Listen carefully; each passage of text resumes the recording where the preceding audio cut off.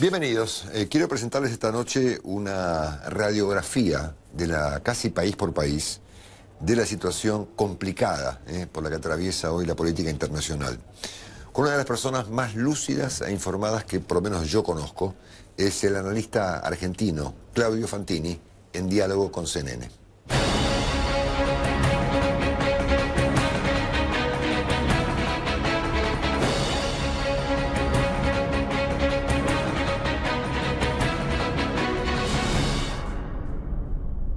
Claudio, un gusto recibirte. El gusto es mío, Marcelo. Déjame hacerte una breve introducción que dice, uno, que estamos viendo conflictos muy serios dentro de los países. Por ejemplo, Venezuela, ¿no es cierto? Por ejemplo, Gran Bretaña. Que estamos viendo conflictos, algunos de ellos delirantes, entre los países. Por ejemplo, Italia contra Francia, una cosa inexplicable. O Estados Unidos contra Francia. O la guerra comercial de Estados Unidos contra China. Y estamos viendo también, y quisiera arrancar con esto, para luego conectar con casi poco menos que caso por caso, impulsos mundiales que están modelados por partidos antisistema, por populismos radicalizados, por impulsos xenófobos, por populismos de un bando o del otro, al punto tal que he coleccionado, lo tengo ahí, si quieren después se los muestro, una montaña de artículos de los últimos 7 u 8 meses que plantean, inclusive libros, que plantean que la noción de la democracia occidental, tal como la hemos conocido todos nosotros, está ajustada a una clase de debate y que nadie conoce su destino, ¿no es cierto? Entonces quería en primer lugar preguntarte, Claudio, y apelando a tu conocimiento, a tu información y a tu visión del mundo, ¿qué está pasando en el mundo con estos impulsos tan extremos que van dinamitando nociones del centro, noción del diálogo entre los países y dentro de ellos? ¿Qué cambió acá? ¿Qué pasó? Yo creo que la evolución humana y sobre todo la evolución de la tecnología manejada por el hombre y diseñada y creada por el hombre está llegando a un punto que genera una visión absolutamente incierta para el común de la gente en el mundo. En Occidente, en los países donde la democracia liberal fue fuerte, la democracia liberal está siendo cuestionada, está siendo atacada a través de engendros demagógicos que surgen de las urnas, no de golpes de Estado, de las urnas. Pero si se quiere, en sistemas donde no hay urnas, donde no hubo democracia liberal, por ejemplo, China, que pasó de la monarquía al republicanismo de Sun Yat-sen y luego al comunismo de Mao Zedong y luego Deng Xiaoping mediante a un capitalismo pero regido por un partido único, un capitalismo autoritario.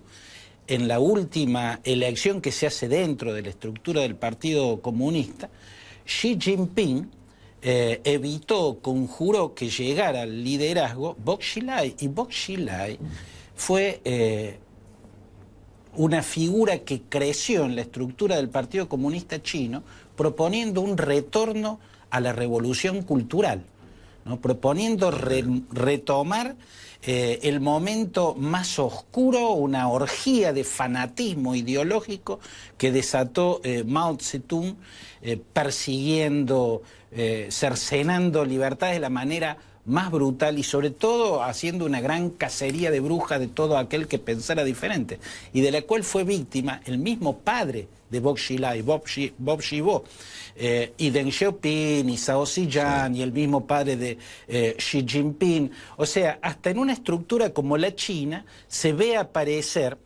esta tendencia mundial a poner la marcha atrás. En Rusia la vemos con retomar el nacionalismo más tradicional y más conservador. Expansionista incluso, ¿no? Absolutamente. Bueno, es la visión imperial. Alexander Dugin, que es un geopolítico y uno de los intelectuales que más influye sobre el Kremlin, en especial sobre Vladimir Putin, él plantea y explica ese imperialismo territorial acotado a un territorio, a ese hinterland que domina Rusia y en el cual, bueno, a partir de Abjasia, de Osetia, se expandió perjudicando territorialmente a Georgia, a Georgia en el Cáucaso, y bueno, lo que estamos viendo en la península de Crimea y en todo el este de Ucrania. Porque entonces tenemos un capitalismo autoritario en China, una vuelta al nacionalismo expansionista en Rusia. Europa en un proceso evidentemente de fracturas, ¿no es cierto? Ahí lo que uno ve es el ataque a la democracia liberal. Exactamente. ¿No? En Europa aparecen liderazgos que representan una contestación, un desafío, son contrarios a la democracia liberal. Es el caso de Matteo Salvini en Italia, su partido, la Lega, antes se llamaba Liga Norte, ¿no? Y antes de eso se llamó Liga Lombarda, cuando con el liderazgo de Umberto Bossi proponía cortar Italia, partir Italia a la altura del río Po y crear la Padania, una Italia rica e independiente. Yo he visto en la ciudad de Milán, hace muchos años, en una estación de tren, que llegaba el equipo del Napoli a jugar al famoso estadio San Siro, un cartel que decía "Bienvenidos a Italia", ¿no? Cuando empezó, hace 20 años, este proceso delirante, de xenofóbico, de secesionista de los italianos, ¿no? Hoy encontramos que en las librerías italianas es bestseller Mussolini, ¿no? Por eso, me parece que hay que empezar a conectar, y este es el propósito. Les advierto que estamos en presencia de unas personas más informadas que yo conocí en toda mi carrera, que es Claudio, ¿no? Bueno, yo agradezco la afectuosa exageración. Y por eso quiero empezar a conectar estos procesos y después ver caso por caso en los países. Y después está Trump, obviamente, que digamos que no contribuye demasiado al apaciguamiento mundial, ¿no? Trump es parte de ese proceso en el cual el pasado trata de atrapar al presente, taclear al presente y volverlo para atrás. Históricamente las ideologías planteaban una descripción del futuro. Eso que hizo Nicolás Maduro de manera desopilante los otros días, cuando le dijo a los militares, fui al futuro, volví, va a estar todo bien. Eso es, en definitiva, el ABC de la política en todos los tiempos. Cuando la política era solo mesiánica, en la antigüedad, cuando los líderes no proponían un modelo de sociedad, sino un modelo celestial, ¿no? Un tipo de Dios o de dioses, lo que hacían era plantear una visión hacia el futuro. Normalmente lo que venía era el apocalipsis y planteaban un modelo de salvación. Las ideologías, que de algún modo suplantaron, llevaron el mesianismo de un individuo, el Mesías, a una vanguardia esclarecida, también describían el futuro. Marx plantea que el futuro es del proletariado porque se va a abolir la propiedad privada y da una explicación de cómo se llega a eso. Bien, hoy las ideologías ya no plantean el futuro, te dicen el futuro va a ser el pasado. ¿No? Como el futuro da miedo. ¿Y por qué da miedo? Porque la tecnología y la inteligencia artificial están cambiando absolutamente el panorama humano. Somos hijos, nietos, bisnietos, tataranietos de personas que podían imaginar no solo su futuro, sino el futuro de sus hijos, de sus nietos. Nosotros ya no podemos imaginar ni siquiera nuestro propio futuro. Somos personas que en la vorágine del avance tecnológico no podemos saber si el conocimiento que adquirimos en la facultad nos va a servir de acá unos años. Me estás diciendo, Claudio, que detrás de estos impulsos tan radicalizados que dominan el mundo hoy en día está el miedo. El miedo, la incertidumbre. Y el miedo es esencialmente reaccionario, ¿no? Y en este caso no plantea un escape hacia adelante, sino un escape hacia el pasado. Boxilai planteando volver a la revolución cultural, Putin construyendo la Rusia imperial de los Ares, que describe su ideólogo de cabecera, y Donald Trump, ¿no? Convenciendo a los obreros, más que nada, de los Estados Unidos, de que era posible volver a los Estados Unidos de las grandes industrias manufactureras, con plantas repletas de obreros y rascacielos repletos de oficinistas. Bueno, sencillamente no se puede volver al pasado, pero la necesidad humana ante la incertidumbre que plantea el futuro, si yo no puedo entender hacia dónde voy, primero me detengo y después retrocedo. Claro. Ese es el movimiento humano frente al miedo. Y eso es lo que está pasando, creo, Marcelo, a escala global, y lo que explica el fenómeno de los engendros demagógicos y las utopías regresivas, ¿no?, que están hackeando a la democracia liberal en Occidente. Contame una cosa un poco personal. Vos sos profesor universitario, ¿no? Sí. En Córdoba, sí, en la provincia de Córdoba, en el interior de la República Argentina. Sí, sí. Fui también en Buenos Aires, en la Universidad de Palermo, hace ya muchos años. En Córdoba he dado en varias y hace ya muchos años estoy en la Universidad Siglo XXI, en la carrera de Ciencias Políticas. Mis compañeros de Radio Mitre aquí en Buenos Aires me dicen que Claudio en rigor de verdad es un robot, que no es una persona, que es una máquina humana de contestar con mucha información. ¿Te animás a que veamos en algunos, casi caso por caso, cómo se traduce esta crisis mundial? Por ejemplo, Venezuela. Primero, ¿coincidís con el reconocimiento mundial que hay a la figura de Juan Guaidó como presidente encargado o interino de Venezuela? ¿Fue una decisión acertada del mundo?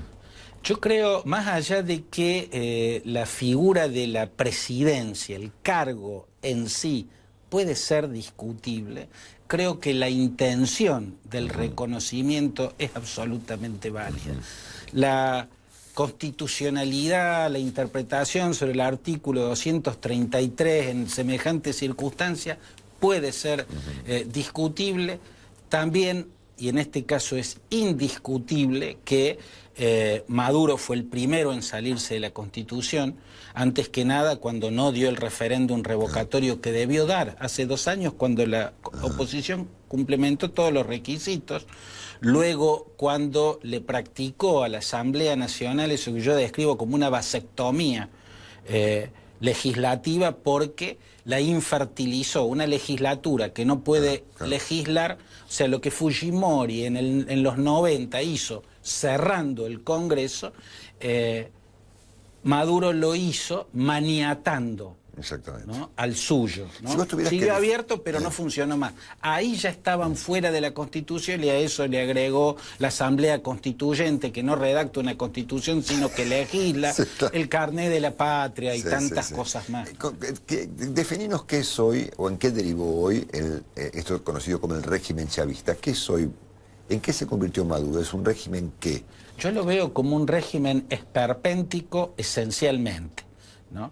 Pero creo que las etapas serían las siguientes. Con Chávez irrumpió el mayoritarismo. Este es un concepto que yo uso, no sé si alguien más lo usa, yo lo uso, a mí me parece útil, para describir aquel liderazgo que tiene el respaldo de la mayoría, pero no es precisamente respetuoso con las minorías. Desde la concepción aristotélica, la democracia es el gobierno de la mayoría que incluye a las minorías, ¿no? Si la minoría es arrasada o dejada o marginada, ahí no hay una democracia en los términos aristotélicos ni en los términos de la democracia liberal. La de Chávez era una democracia mayoritarista.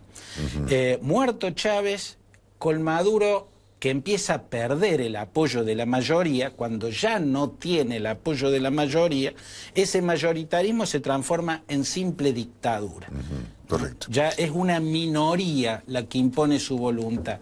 Y lo que está ensayando ahora es el paso, a través de la Asamblea Constituyente, de la dictadura al totalitarismo. ¿Qué es el totalitarismo? La dictadura absoluta. Correcto. Está intentándolo con una resistencia formidable y admirable del pueblo venezolano. Te pregunto después del corte, que viene ya, por el desenlace que puede tener Venezuela. Puede ser dramático, puede ser negociado. No se pierdan al cerebro de Claudio Fantini conversando con CNN. Ya venimos.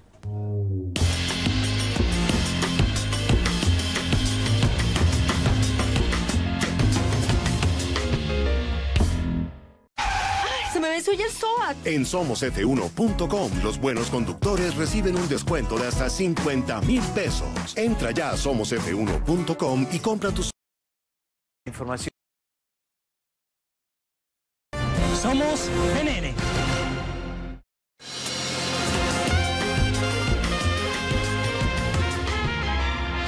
Vamos a intentar que en este bloque conversemos sobre América Latina, el siguiente sobre Trump y el siguiente sobre Europa. Y el último sobre algunos temas mundiales muy complicados, de los que se habla mucho por ahí en la prensa norteamericana, pero poco en la prensa de América Latina. ¿Cómo imaginas el desenlace de Venezuela? Bueno, yo creo que sería trágico una intervención militar. Creo que hasta sería un favor, incluso si lo derrocaran, sería un favor a Nicolás Maduro, ¿no? Acá puede aparecer una contradicción, pero me parece que hay que aplicar la teoría de Isaiah Berlin. Diseñó una teoría que es la de las verdades contradictorias, las verdades contrapuestas. Dos verdades pueden ser las dos absolutamente ciertas siendo contrapuestas. Y acá hay dos verdades contrapuestas. Una, la continuidad del régimen no puede ser porque es una pesadilla atroz para la inmensa mayoría de una población. La otra verdad contrapuesta es que con intervención internacional militar, no. Esa no es la forma. Algunos pueden decir, bueno, pero si están viviendo una pesadilla atroz, ¿por qué no va a ser la fórmula si no hay otra? Si el poder militar le permite a Maduro doblegar en el interior. Bueno, la salida va a ser una, o tiene que ser una negociación. Normalmente se usa la palabra diálogo, la usa el Papa, la usa Maduro, la usa también Guaidó, pero yo creo que Guaidó entiende que en este caso no puede haber diálogo. Hasta la palabra diálogo es inapropiada. Diálogo implica la existencia de dos razones, dos logos. Acá no hay dos razones. Acá solo puede haber una negociación y la negociación solo puede tener un desenlace que es el final de este régimen. Bueno, te planteo una alternativa inquietante que se me ocurrió mientras hablabas. Siendo que los militares son en Venezuela hoy el fiel de la balanza, es decir, si están con Guaidó o si están con Maduro, ¿puede ocurrir que un proceso dictatorial sea sustituido por otro proceso dictatorial? Sí, ese como es pasó en el mundo árabe, por ejemplo, que finalmente la primavera árabe democratizadora derivó en dictaduras que sustituyeron a otras dictaduras anteriores. Sí, ¿no? Ese es un peligro grave. Claro. Es un ejemplo claro, lo estás poniendo en el mundo árabe, el mariscal al-Sisi en Egipto, claro, después de la primavera árabe. Exactamente. Digamos, si no es el régimen de Hosni Mubarak, es demasiado parecido. En el caso de Venezuela ese es un riesgo. Yo creo que Guaidó, que es una figura desconocida, yo lo veo obamesco, le veo hasta un aire a Obama. Y yo le doy un aire a Kennedy. Fíjate, y bueno, yo hasta físicamente le veo, ¿no? Obamesco, me encantó el término. Porque además tiene como una calma que sorprende mucho en el contraste con sus antecesores, Leopoldo López, Capriles, eran volcánicos, ¿no?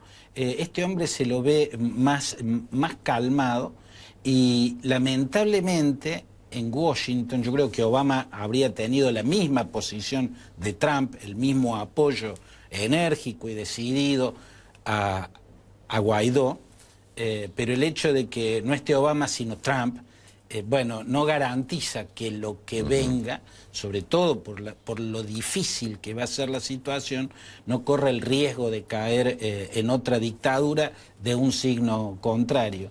En principio va a depender de toda la región, sobre todo el grupo de Lima, y acá yo quisiera señalar algo, porque en estos casos siempre el protagonismo es de la hipocresía diplomática. Los países toman posicionamientos de un lado o del otro, no por cuestiones de concepción de la democracia o de aplicación de la Constitución, sino por cuestiones, por intereses geopolíticos y por intereses económicos.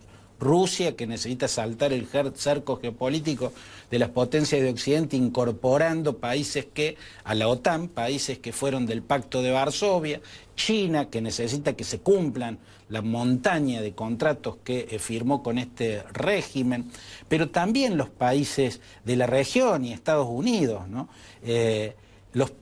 El Grupo de Lima y Estados Unidos tienen, por ejemplo, una deuda. Si uno mira el caso de Honduras, Juan Orlando Hernández se llama el presidente, él logró con éxito lo que sin éxito y pagando con un golpe de Estado intentó Manuel Zelaya en el 2009. Lo tumbaron, lo sacaron en pijama de la casa, sí, y lo tiraron al país vecino, ¿no? Se implantó Roberto Micheletti, que era el jefe del Poder Legislativo, ¿no? Eso ocurrió en el 2009. Juan Orlando Hernández logró vencer esa barrera constitucional, se hizo reelegir, a la reelección la hizo con fraude. Fíjate qué paralelo con el caso de Venezuela. Con fraude, Salvador Nasralla, su contrincante, muy posiblemente había ganado esa elección. Juan Orlando Hernández preside un agujero negro que genera la caravana migrante, ¿no? Hasta una imagen bíblica, un éxodo gigante. Nadie habla de ese éxodo. El éxodo de los venezolanos es una prueba indiscutible del carácter esperpéntico de ese régimen. Te planteo... Pero sobre los otros éxodos, el silencio hace, volviendo a la pregunta que me hiciste, dudar si después vamos a tener todos el cuidado de que lo que venga sea una democracia y no otro régimen. Dame tu impresión,